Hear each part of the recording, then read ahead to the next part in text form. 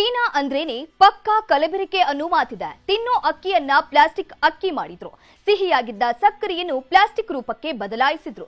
ಅವರ ವಸ್ತುವಿಗೂ ಗ್ಯಾರಂಟಿ ಇರಲ್ಲ, ನಮ್ಮ ಜೀವಕ್ಕೂ ಗ್ಯಾರಂಟಿ ಇರಲ್ಲ.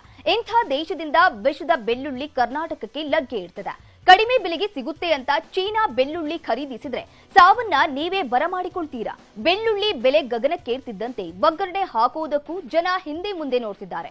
ಯಾಕಂದ್ರೆ 1 ಕೆಜಿ ಬೆಳ್ಳುಳ್ಳಿ ಬೆಲೆ 400 ರೂಪಾಯಿ ಗಡಿ ಮುಟ್ಟದ. ಇದನ್ನೇ ಕೆಲವರು ಬಂಡವಾಳ ಮಾಡಿಕೊಂಡಿದ್ದಾರೆ. ಚೀನಾದ ವಿಷಕಾರಿ ಬೆಳ್ಳುಳ್ಳಿಯನ್ನ ಉಡುಪಿಯಲ್ಲಿ ತಂದು ಮಾರಾಟ ಮಾಡ್ತಿದ್ದಾರೆ. ನಮ್ಮ ದೇಶದಲ್ಲಿ ಬೆಳೆಯೋ ಬೆಳ್ಳುಳ್ಳಿಗೆ 200 ರಿಂದ 400 ರೂಪಾಯಿ ಬೆಲೆ ಇದೆ. ಆದ್ರೆ ಚೀನಾದ ಬೆಳ್ಳುಳ್ಳಿಗೆ ಕೇವಲ 50 ರೂಪಾಯಿ.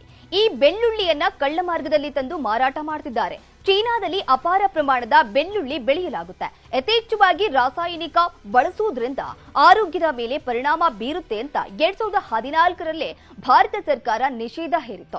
ಆದ್ರೀಗ ದುಡ್ಡು ಮಾಡೋ ದಂಧೆಗೆ ಬಿದ್ದವರು ಇದನ್ನೇ ಬೆಳ್ಳುಳ್ಳಿಯನ್ನ ವಾಮ ಮಾರ್ಗದಿಂದ ತರಿಸಿಕೊಳ್ತಿದ್ದಾರೆ. ಈ ವಿಷಯ ಗೊತ್ತಾಗ್ತಿದ್ದಂತೆ ಉಡುಪಿ ಎಪಿಎಂಸಿ ಮಾರುಕಟ್ಟೆಯಲ್ಲಿದ್ದ 5 ಕ್ವಿಂಟಲ್ ಚೀನಾ ಬೆಳ್ಳುಳ್ಳಿಯನ್ನ ಸೀಸ್ ಮಾಡಿದ್ದಾರೆ.